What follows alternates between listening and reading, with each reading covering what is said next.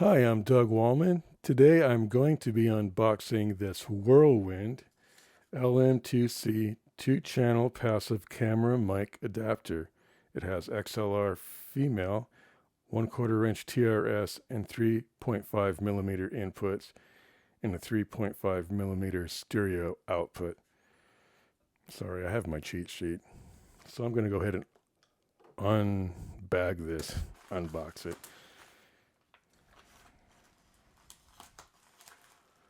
Was there a tab here? How about that? I don't think that would really work.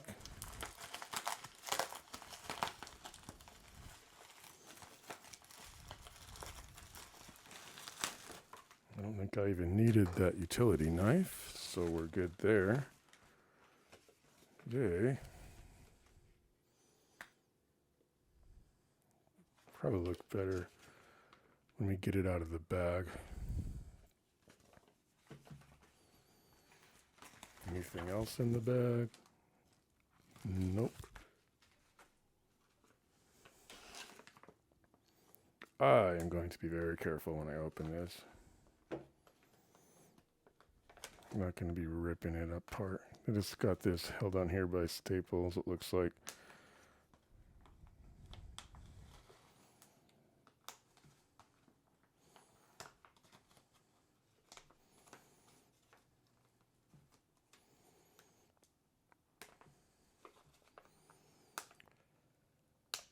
This strikes me as something maybe that's definitely more of a want than a need. Made in the USA, though. Made in the USA.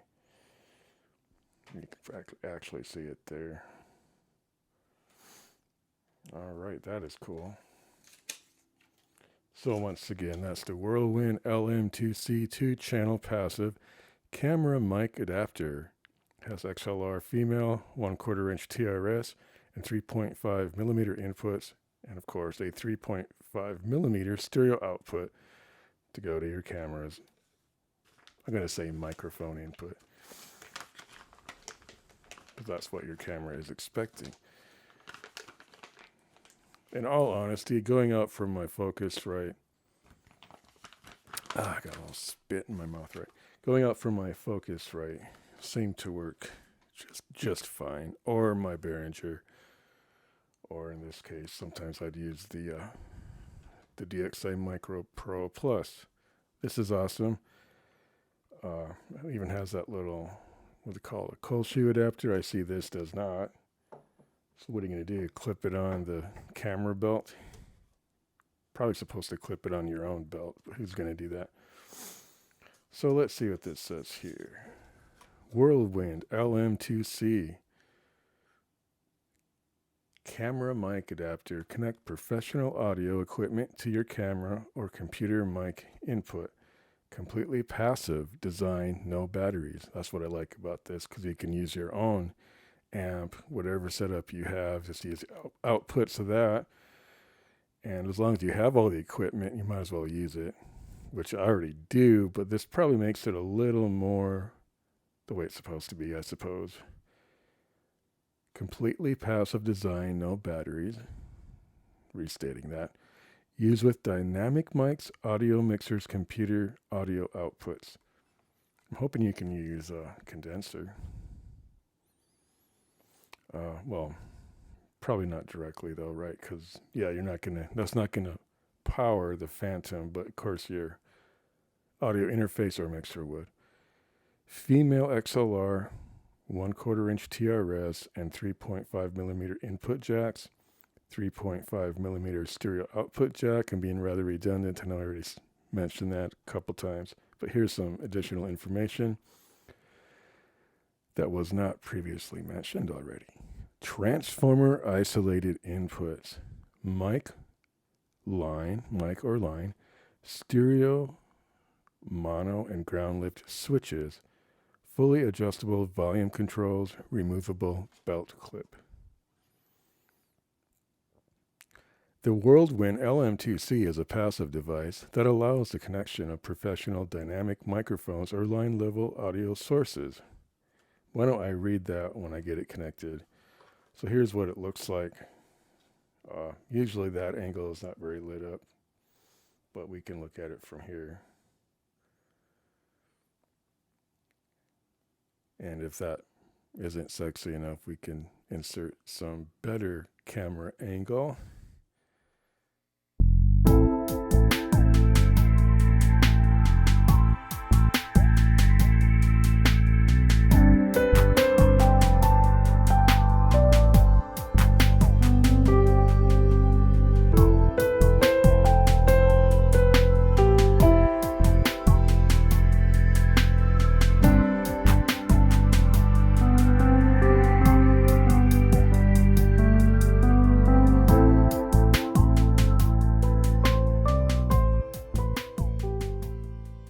There's what it looks like from the front.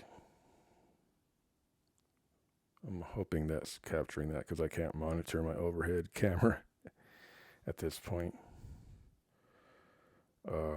This looks kind of cool. We got mic or line. Believe it or not, you may actually go with the wrong one and it may sound better. It's got a ground lift, stereo or mono, left and right. And the back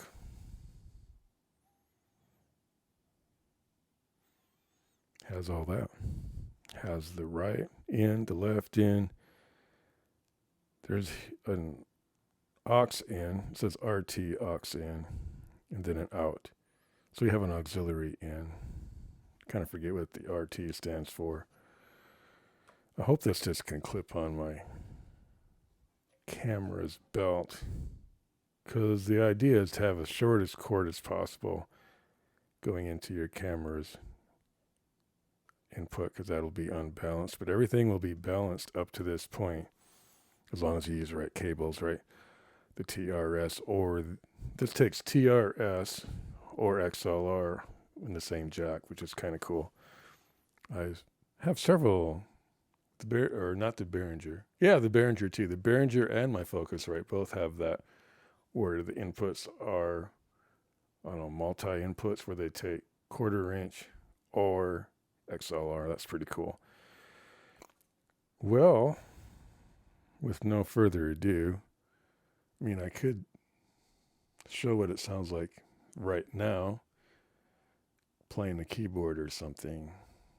Let's get set up for that without this. Let's have a before and after. I doubt, honestly, if there'll be much difference. So why am I getting this right?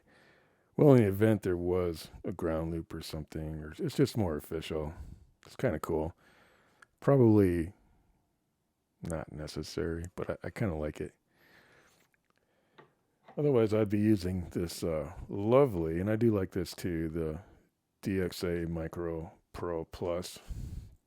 But that has its own amplifier, or preamp, I should say.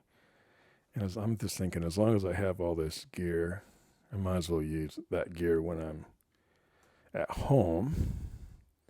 But when I'm out and about doing something that requires more mobility, honestly, just the lavalier mic, not even plugged into this, the one that I made myself, that thing was pretty awesome. I still have it.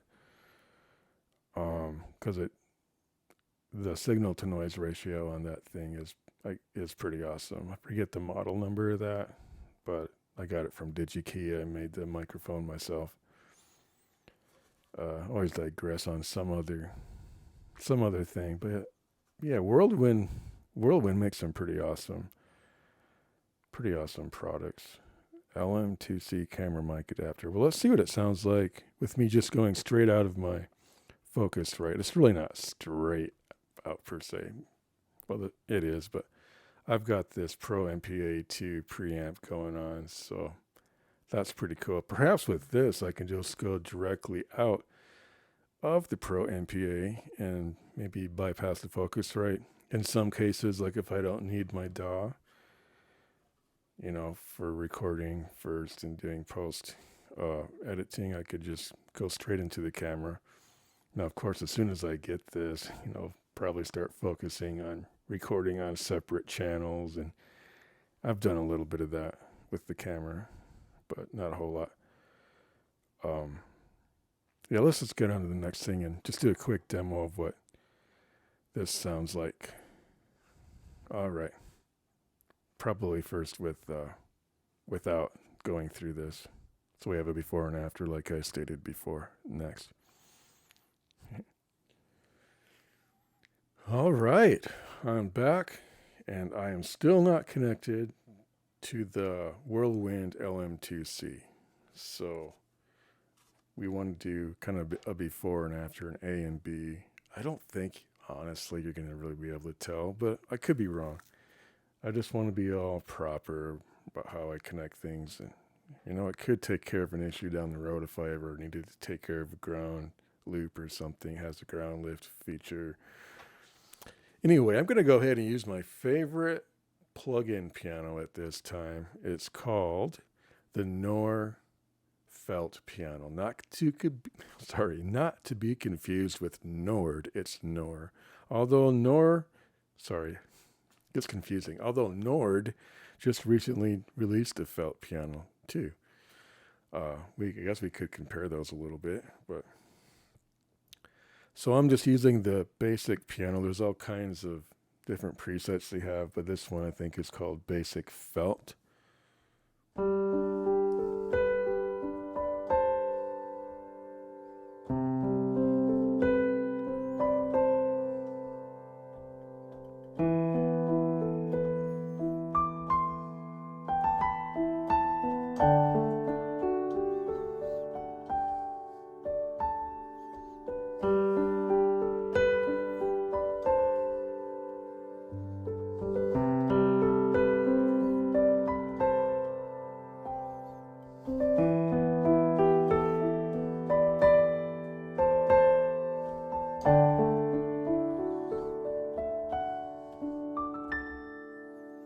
All right, just kind of a quick demo. That could actually be a song. And if I do make a song out of it, I'll probably get a copyright strike for my own music. I'm not kidding you, not really a strike, but more like a notice or something. I'll go ahead and just for kicks and grins, I'll go ahead and show you what the new felt upright piano sounds like from Nord. I have downloaded the biggest version of it. Let me turn off this one here. It's software based, so I have to go over there to my computer and deactivate it or turn it down or something.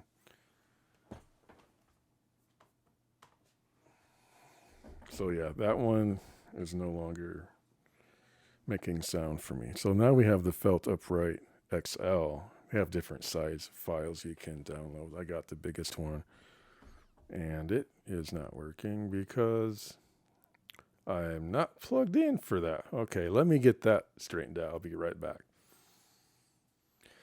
All right, I'm back, all set up, ready to play the Nord Felt Upright XL, the large file size, versus the Noire that I just played as a virtual instrument, a software-based. So this is their felt piano. I downloaded the biggest file they had. Now I noticed, at least from what I could tell, and I could be missing something, they did not have the program version where you have like all the EQs that could possibly be there, the reverb. It's just dry as it is. That's the file that I received. I imagine somewhere, maybe on their newer instruments that they sell, they might possibly have a program for that, but I did not see a program for it. In fact, when I put it in my keyboard, it was just called instrument name, and I had to name it Felt Upright XL myself. I might be missing something there, and that's very possible. But I did tweak the sound a little bit, a little reverb, a little EQ, keyboard touch, which I think is the response that it has when you play it, and string resident. So I did a few things to it myself. So let's see what that sounds like.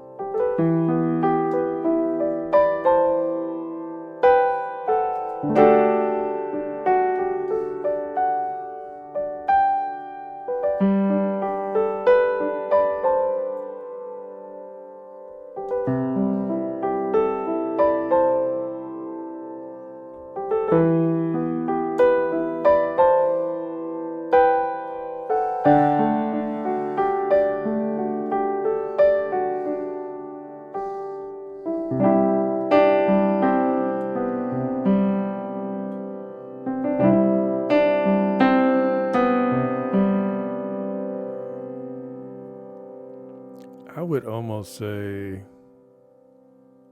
I think the piano actually is great. When I heard it from their demo, I must have. It just seems like it's not EQ'd quite right. I know it's a felt piano, so it's going to be kind of dampened sounding, but maybe it just needs my good preamp. I shouldn't say this about the Bluetooth, but I think the one I have anyway is pretty old, and it might be in need of a tube replacement. Although I turned the drive completely down because I needed it to go into my Focusrite, because the inputs on the back are passive and they do require a preamp. But with my prior video, you may have seen I just got a Pro MPA 2 channel, so I could use the other channel, but it would be mono.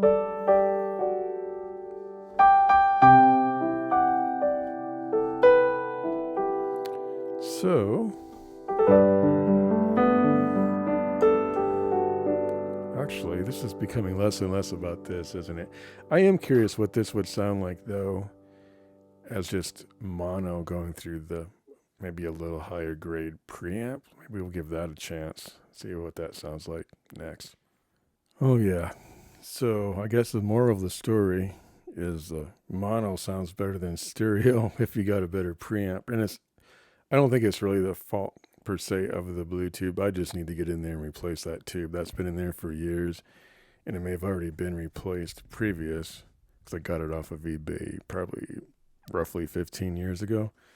So now it's going through the Pro MPA, just through the second channel. And there's a mono setting on this Nord, so that might help too.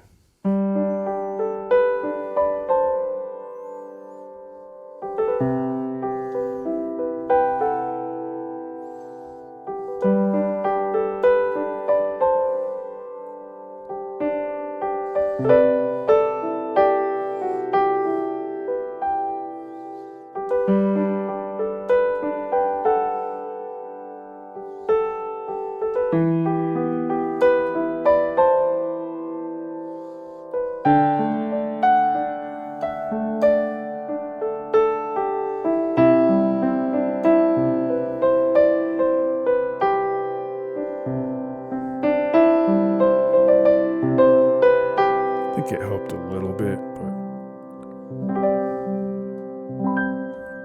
it might be kind of the way I express myself on the piano with that.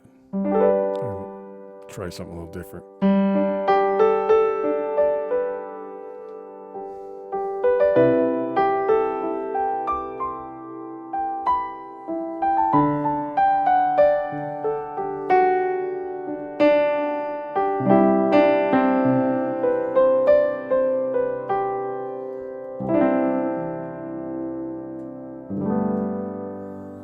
All right.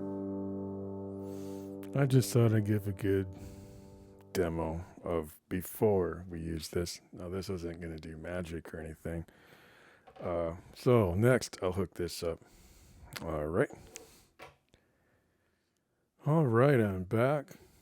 Kind of a gripe is I have to clip it on the camera belt. I guess that's okay as long as I'm careful and don't ruin the strap, I should say.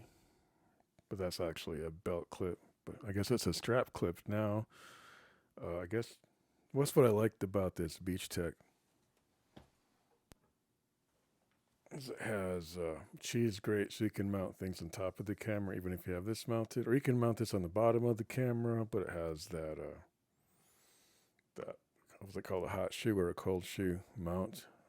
I, for the life of me, can't figure out why they wouldn't have that on that product. I knew it didn't because I looked at it. Another gripe, I guess, not too.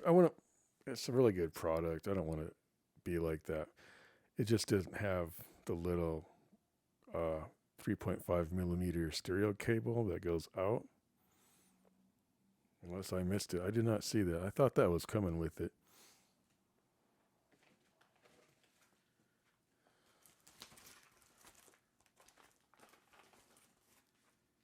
No, it didn't come with that, but I already have that kind of stuff. So the one I had is what came with this. It's a little coily 3.5 millimeter stereo cable. It works just fine with that too. So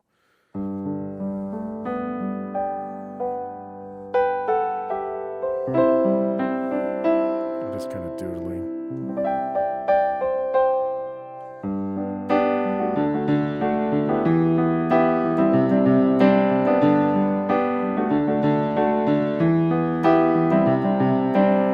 I would say that needs a program setting to patch in the correct EQ to make it sound a little better.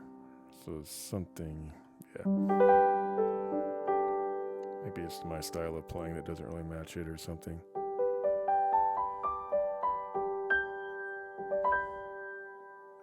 Like if you didn't have anything, you know, just turn off everything. It's even more dry.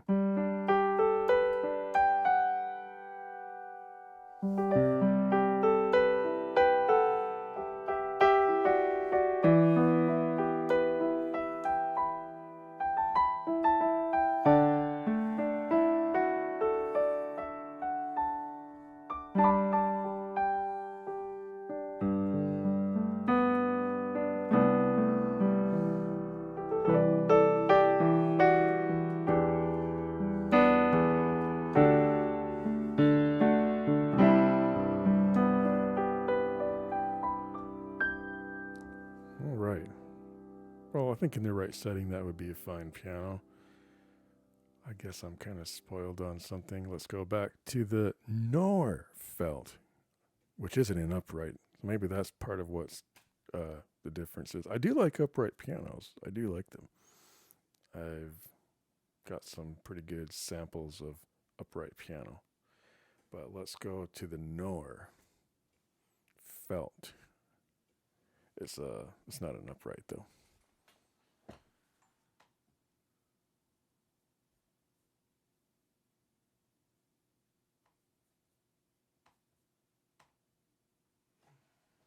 All right. Oh. So what happened now? Now I lost that. So I'll be back to figure out what's wrong with this setup now. All right.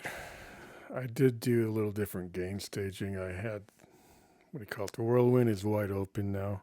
Now, honestly, this signal sounds hotter, but at least when you're metering it, it was actually looking softer. Whereas on the Nord piano, it looked like a louder signal, but to me it sounded softer. So it's kind of confusing. But here we go with this one. And it's going to sound very similar to what I first began with. Test 1, 2.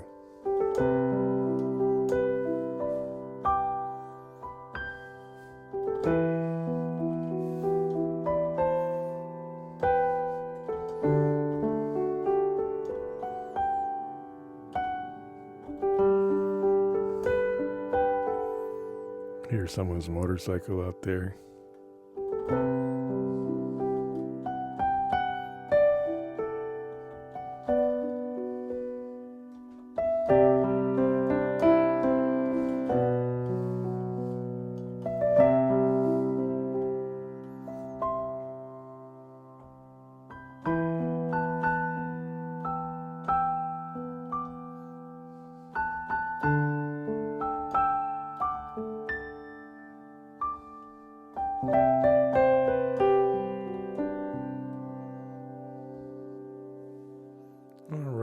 Well, at least out of the gate, I find this piano very inspiring. And I think the same could be true of the Nord that I just played.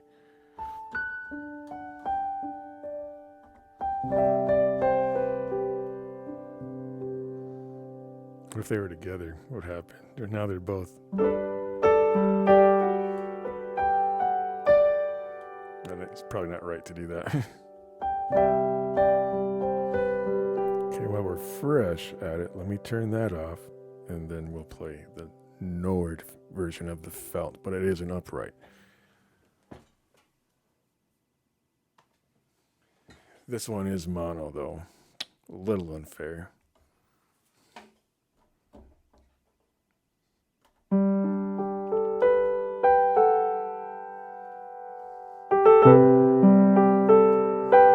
Well, that's clipping on my camera. I can see that.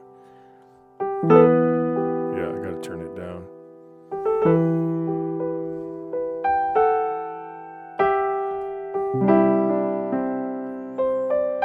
Now it does need some reverb because the other one had some reverb and stuff. So a little bit of EQ, string resonance should be set to mono, and some sort of velocity curve or something, which I think is their keyboard touch. I think it might be clipping though, so I got to turn it down.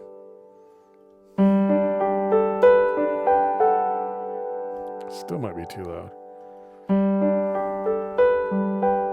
That's a little better, but it seems softer.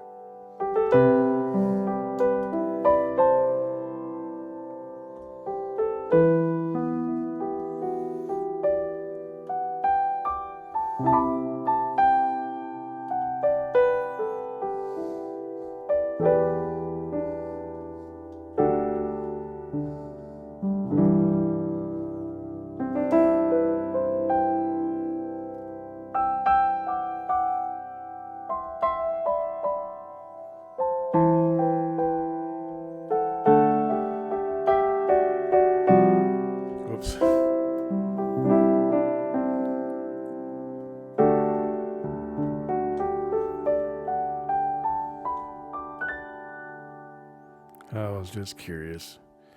It's true. Sometimes you can listen back and it sounds different than when you're playing it, so I don't know what to expect. I concur. It did sound different, perhaps quite a bit better listening back to it during playback of this video.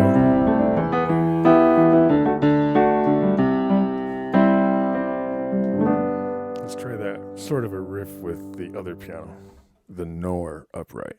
No, sorry, the Noire Felt. They're both felt, but one's probably a grand and one's an upright.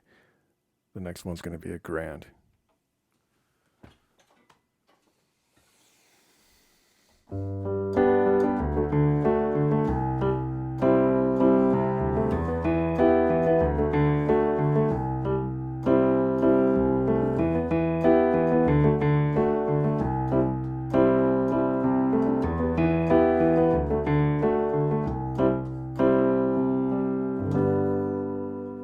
There's like clipping in that.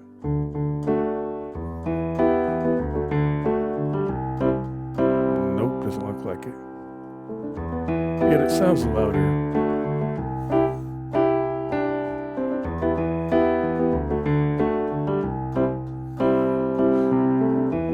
When it's not going through my Pro MPA2 either.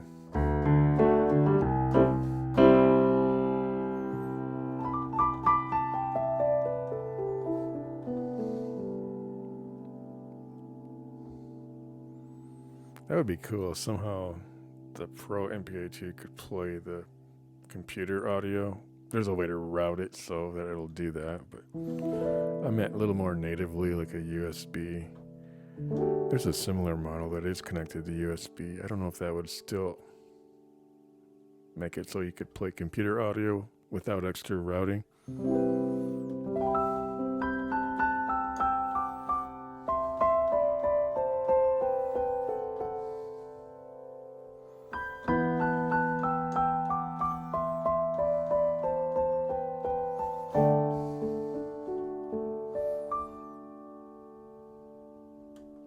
Let's try that with this piano, that more sensitive riff I had going. I was a little more sensitive to it. I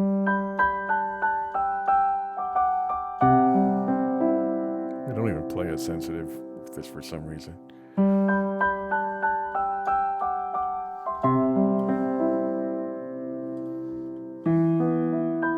Maybe it's the velocity curve I have going here.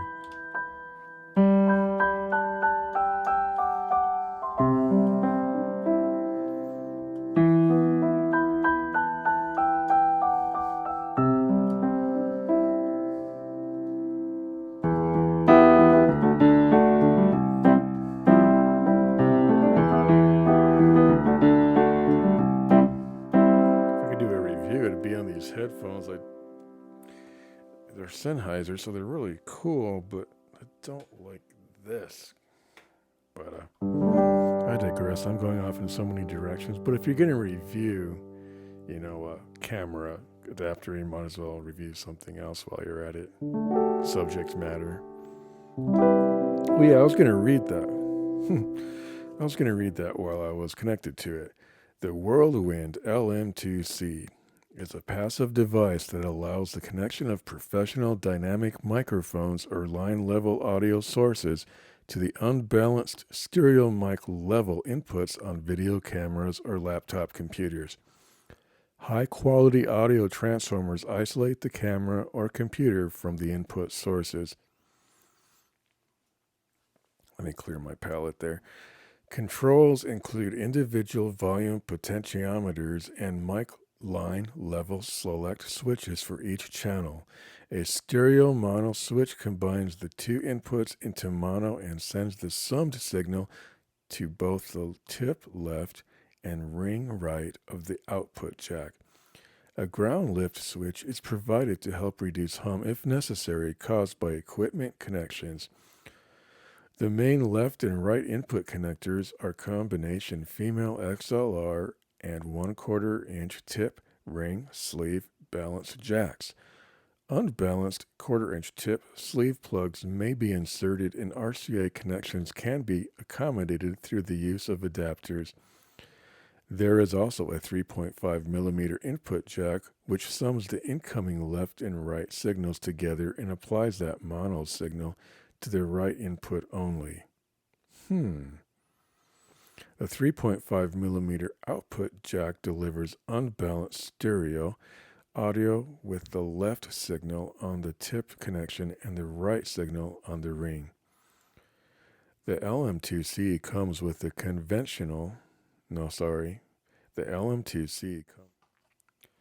Whirlwind LM2C camera mic adapter. Connect professional audio equipment to your camera or computer mic input. Completely passive design, no batteries. Use with dynamic mics, audio mixers, computer audio outputs. Female XLR, 1/4 inch TRS, and 3.5 millimeter input jacks. 3.5 millimeter stereo output jack. Transformer isolated inputs. Mic line, stereo, mono, and ground lift switches. Fully adjustable volume controls, removable belt clip. So there you have it. I'll try to include an attached image of what it looks like, quote unquote, attached to my camera, which it really isn't so much. It's attached to the camera's strap, which is okay, but I'd prefer it would mount on top. We can probably make that happen somehow if I get around to it. But thanks for watching. Remember to subscribe. I don't know whether or not to apologize for the length of my video. There's been times where I just like to listen to someone more or less go on. Maybe not rant, but kind of go off the beaten path and just give me something to listen to. Maybe that's you. I hope you enjoy listening to me and trying to figure out audio equipment, whether it's hardware or software related. With that, God bless. I hope you enjoyed.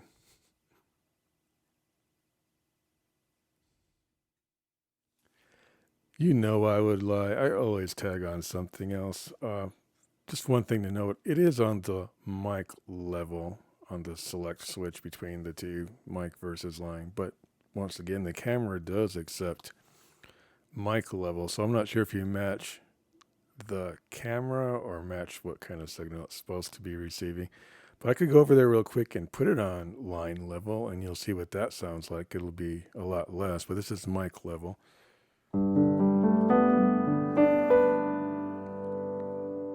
That's the felt upright. Let's go with the other.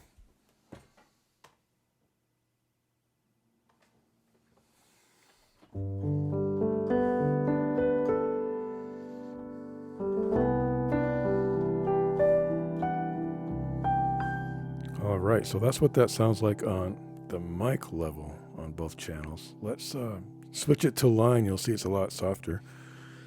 It's just, I think it's just a different signal strength. I'm not sure exactly the differences between line level and mic, but I know one seems like it'd be a lot hotter, this one being a lot hotter.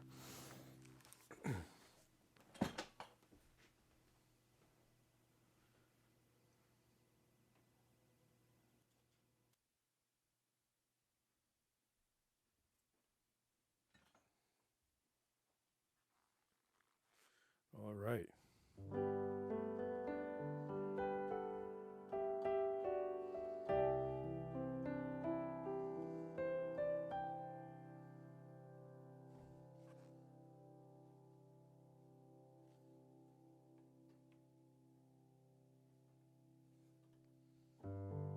Test 1, 2. Now I could adjust. I could make adjustments.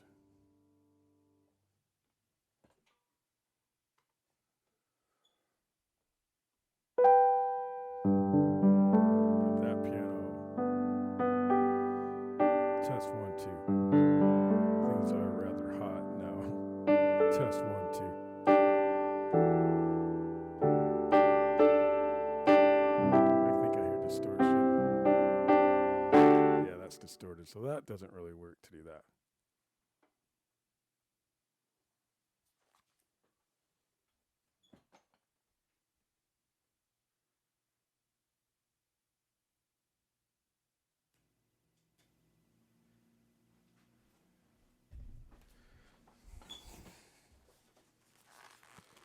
So we're back with,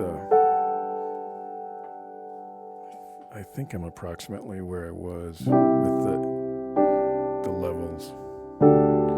So on there I have it wide open. Sometimes I did turn it down depending on what instrument I was playing. Yeah, this is a little hot for this instrument without me turning it down. Now let's try, I don't hear a ground loop, but let's just engage that ground lift button, see what that does.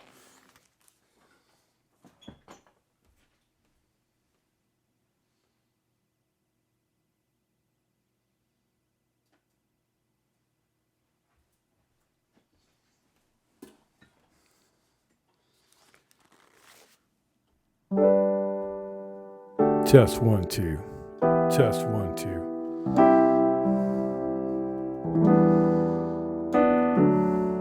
Test 1, 2.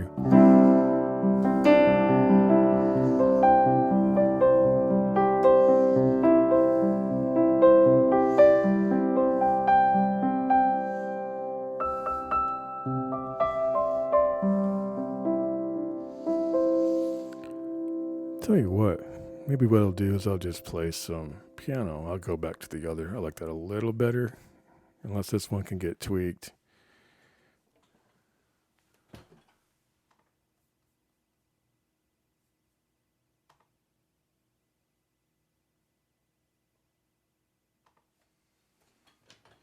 In fact, I just used a preset from the Noire called Emotional Felt. I think that's what it's called. No, Emotional Felt. So it's going to have more reverb. It's going to have some touchy kind of feel to it. All right.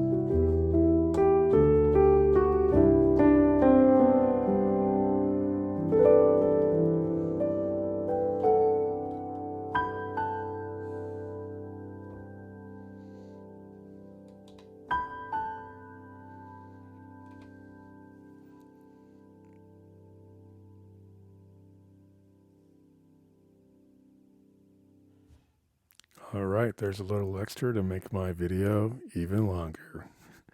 I hope you enjoyed that.